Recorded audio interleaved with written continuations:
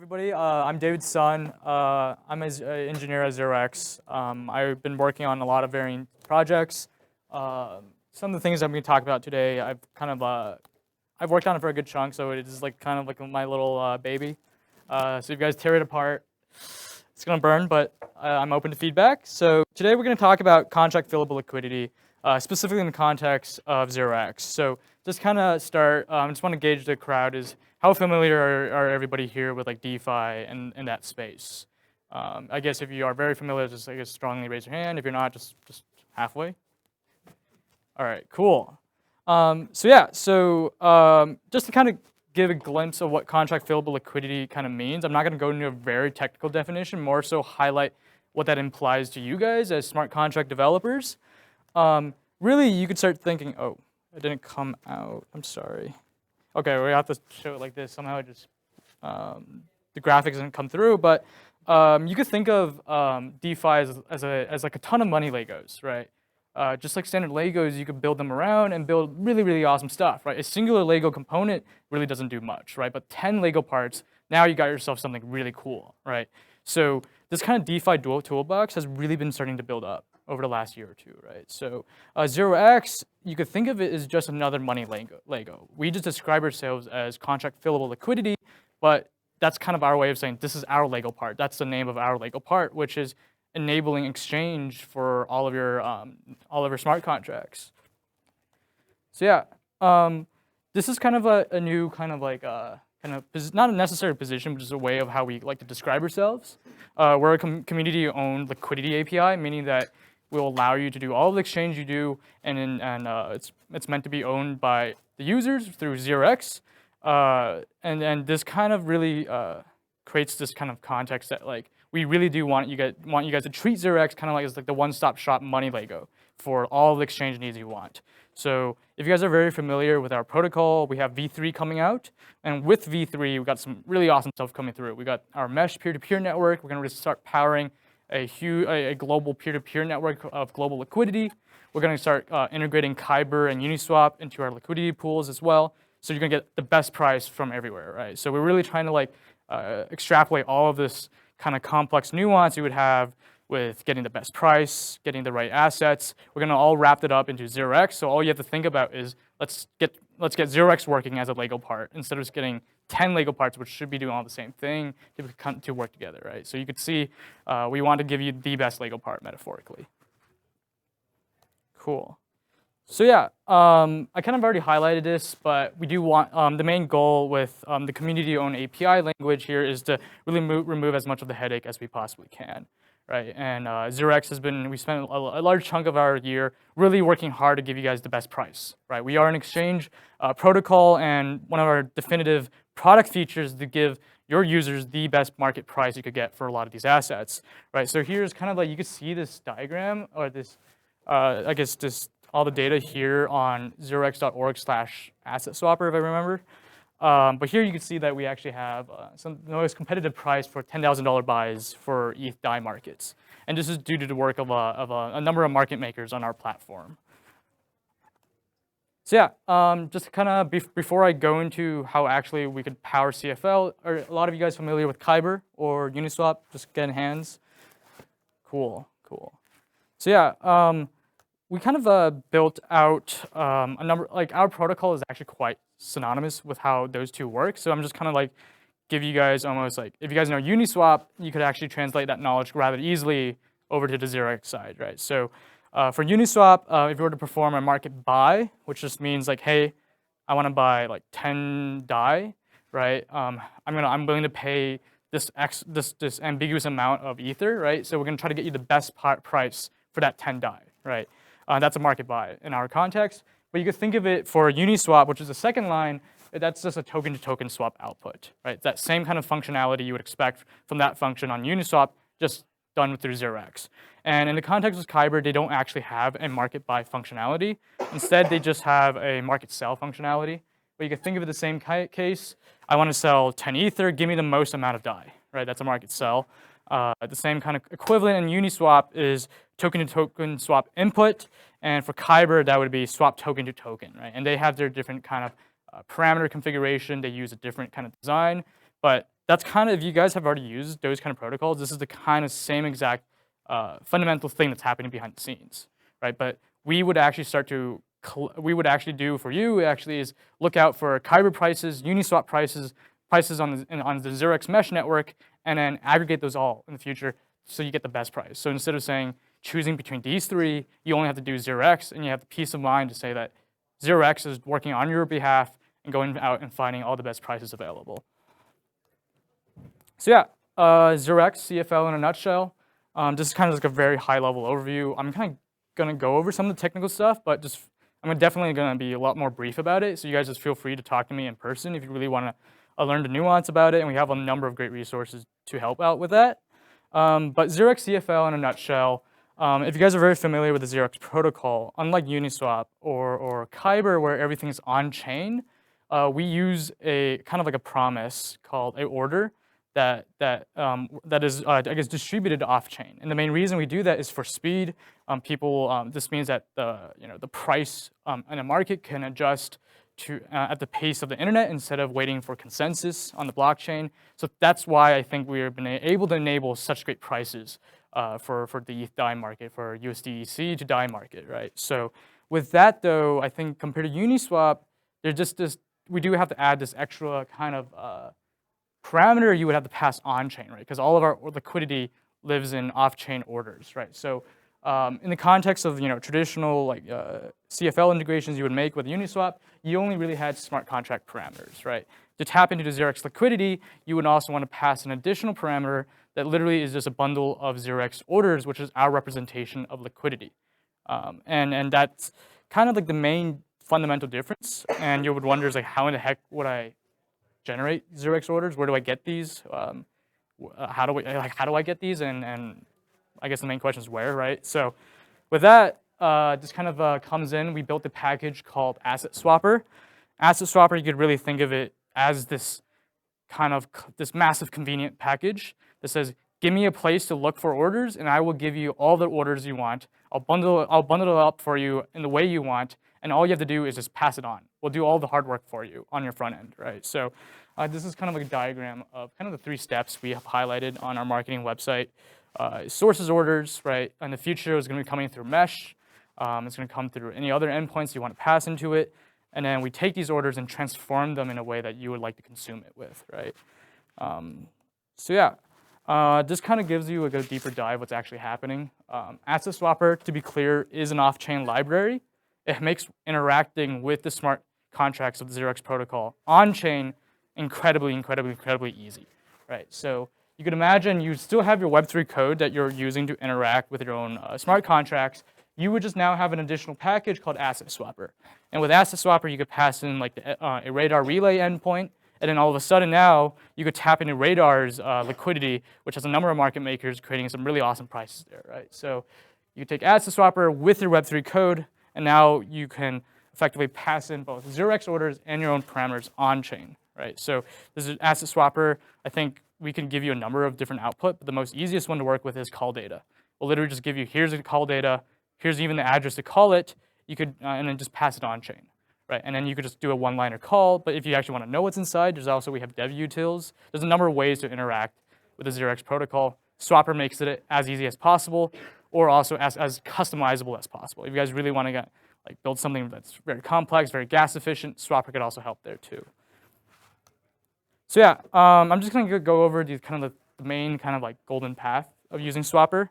Swapper comes in with a number of tools. Mainly, there's 2 large components of Swapper, one called the swap quoter and one called the swap quote consumer, right? So these you could think of as 2 parts of a factory, right? So swap quoter gives you a quote, right? So you give it a endpoint from Radar Relay or from Mesh, and then it's going to go out there, find you the liquidity, package it all up for you in a way you could render it out maybe to your UI on React, or monitor your prices, right? And then the consumer will take that quote in and then convert it into a form your smart contracts would want to use, right? You can imagine swap quoter kind of like, here's a quote, right? Is this actually what you want?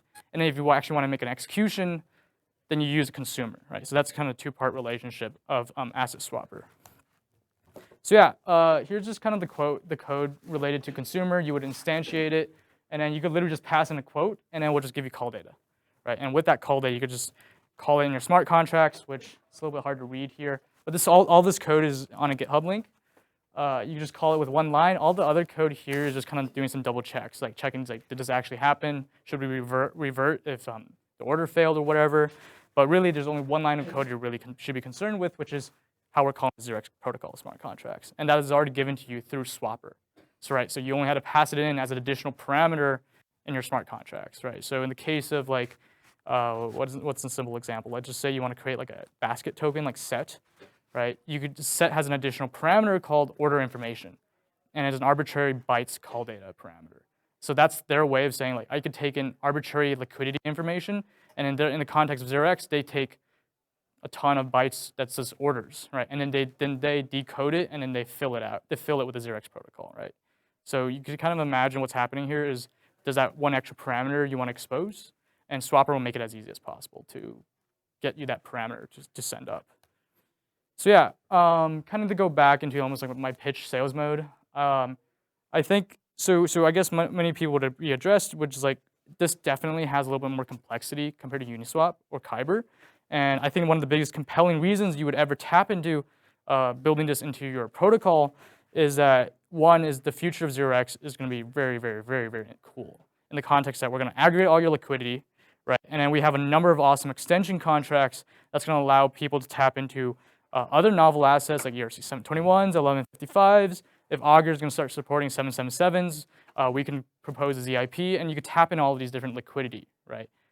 Yeah. What if somebody is representing themselves as on multiple dexes, but they actually are sharing the same liquidity? Do you do that? You mean, so what do you mean by representing yourself on multiple dexes? So you might have an order on VDEX V1. Yeah. You might have an order on AirSwap, or like an open quote on AirSwap. Yeah. So those two might both refer to the same tokens. And actually, if you executed one, it would work, but not the second. Yeah, that's actually a great point you brought up. So currently in V2 protocol, that would probably be a very jank thing to pull off. But in the V3 protocol, we have something called bridge contracts. And with these bridge contracts, you could theoretically tap into liquidity that is metaphorically locked up in another contract or another liquidity protocol, right? So I think there's been a lot of ideas playing around that like, you have to lock up your money in DYDX to margin trade. We could find a way to use a bridge contract to allow you to effectively use that same token that you're using to put up as margin in DYDX, but also use it for 0x liquidity, right? So we can actually, the same exact token, but use in two places almost. And that's all powered through bridge contracts, which is all in V3, which is coming in a few weeks. So yes, it's possible. And I think that's really where the cool stuff comes in. So yeah, I kind of already alluded to this, but you could support a number of different assets, 720, oh, there's two C's there. 20, 721, 1155s. We also have this thing called a multi-asset proxy, allowing you to bundle assets, almost like in the context of like a Hearthstone, like a booster pack of cards. We could do all of that, which most of the other protocols can't do. We also have these bridge contracts, which I kind of alluded to, is you could tap into liquidity that is previously like untappable in the context that it could be collateral locked up in your DYDX margin account and Compound or whatever. We could create token abstractions around stablecoins. A lot of these cool stuff are all powered through this kind of thing. We just generally labeled it as a bridge contract. And that's also how we give you like Kyber aggregation, Uniswap aggregation, all of that. So that's all coming in V3. But if you upgrade, but like for the most part, the interface of 0x is not going to change with V3. So if you integrate it with V2 right now, you get all these features with it in the future. And in future upgrades, we made it a very, very big part of our upgrade pipeline is not to like screw up the interface for you guys. So just one integration, and you get all the power of 0x as we grow. Cool. So what can you build? This is kind of just like, this is actually, I would say, like not even touching like the actual, I guess, cool parts of what you could build with Swapper, with CFL, but you could build stable coin converters just from like different volatile-based volatility stable coins from DAI, USDC, whatever. You could do stuff like that. You could build DeFi banks. This is what kind of InstaDepp has already been building, and using our liquidity to maybe move USDC to DAI and then put it in a CDP. There's smart contract wallet stuff you could do, let's just say like Argent, right? And also, I guess, with the new multi-collateral DAI, I think it would be really cool if I could say I send Ether and immediately diversifies my Ether into the 8 other collateral assets, and then makes a maker vault for me, and I pull out DAI, right? It could auto diversify my collateral. That could be stuff we could power with the 0x liquidity, right? And then also many of these other DeFi protocols like Set, DYDX, Maker, they all have these different liquidation systems where you could write like a bot that liquidates, I guess, margin or whatever, and then you can immediately sell that with 0x liquidity for a profit, right? It's almost an arbitrage. So that could all be powered through Swapper as well. Cool, so resources. We have our marketing page. These are all QR codes. Maybe just take a picture so you have these all with you. We have Asset Swapper docs. I think one of the better resources are actually our Getting Started project code. It's the golden path of how to use Swapper with your code base. It currently uses the Kovan network on Radar Relay, but feel free to ask me if you want to give it custom orders or you want to use it with mainnet. We also have some code that actually that is used in production by other protocols.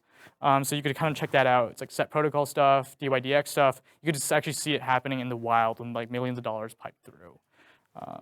Yeah, so also other resources. We have a Discord. We're all very active on it. Feel free to ping us with any questions there. And if your project really starts to take off the ground, we're always happy to help. We have an EAP program that helps kind of really bootstrap projects using 0x. We also give a ton of infrastructure credits like AWS stuff, DigitalOcean, Alchemy is kind of like an Infura. We also have Rivet. We have a number of ways to help you guys, both one-to-one and also giving you guys some support on getting your stuff to the next level. Cool. Is there any questions for me? Yes. The CFL stuff is not new, right? It's not part of VT. It's always been Yes. there for a while. Okay. Yes. Yeah, we've been working very hard on it since the summer. We've coined a term internally for a very long time. We have definitely made a very active effort to make it as awesome as possible in V3 because we have this opportunity to actually start upgrading 0x protocol. So hey, we have learned a lot from CFL. How do we make V3 better also to cater towards CFL stuff? But yes, it has always worked for V2, for V1. Like DYDX has been doing it for a very long time, right? So we built an ROI calculator for the liquidity providers for Uniswap. Yes. And I even gave a talk on how to do this. Yes. This math.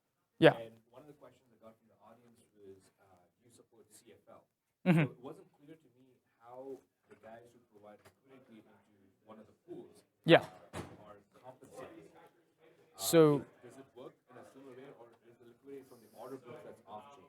So if you're asking in the context of like for Uniswap, really the CFL relationship here is that the smart contracts is almost the demand side, right? They're just consuming that liquidity, right? So for Uniswap, every trade going through Uniswap, the guys providing the liquidity pool makes a little bit of a profit, right? So for us, it's all on off-chain order books. So theoretically, the relayer, if they charge a fee, they'll take a cut, right? Market makers are running hopefully a profitable business.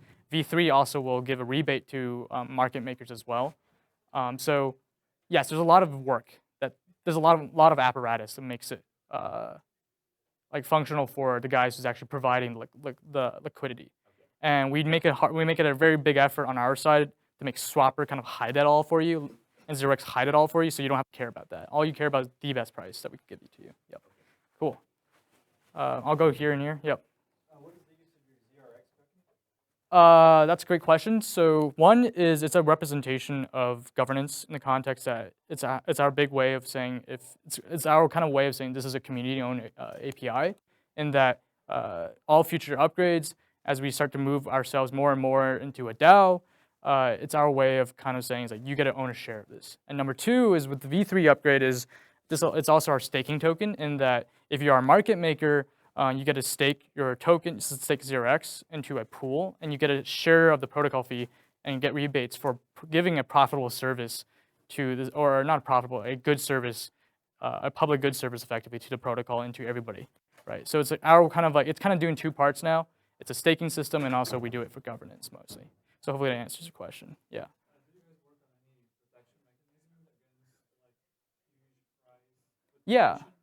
Yeah, that's actually a great question. On the protocol level, my understanding is it's on the protocol level we don't do a lot of that work, but Swapper does. In the context that we would pad up your orders just enough that like we would give you a slippage protection, right? So Swapper handles a lot of that work because our protocol is agnostic to a lot of that stuff. right? Because we built it in a more generalized way. So Swapper handles a lot of that work, and from my understanding of people using it, it has not been a very big issue. And we have been thinking about upgrading the Swapper slippage interface to be more intuitive, but I'm not too concerned about it, but I'm happy to help out if that is a concern. So yeah, cool. Is there any other, yep. Is there something comparable in the back end to the swapper in the front end in the sense that the order book itself is also ad hoc? Like the order book of this niche liquid thing that I'm working on. Is there something that will do for me that the swapper is doing in the front end to me in the back end? Like an ad hoc order book basically. So ad hoc order book. So you're pretty much saying is how do I build up an order book just for my own token, right? So there's a number of ways you could do this. The more productionized version is we have an open source SRA relayer that you could just boot up, and you could just boot it up for your own token. It's actually rather easy. It's like literally like 3-4 like commands on Docker, and you just get it going. Asset Swapper allows you to take custom orders that you have created, right? So instead of saying I'm going to go to an order book like Radar, I'm just going to feed it my own orders that I've signed on my own or I've found in my own ways, right? So we do give you a custom route to say, here's my own custom liquidity. Now Swapper, go take it and do stuff with it. Or you could launch your own relayer, which is really easy with LaunchKit. Hopefully that answers your question.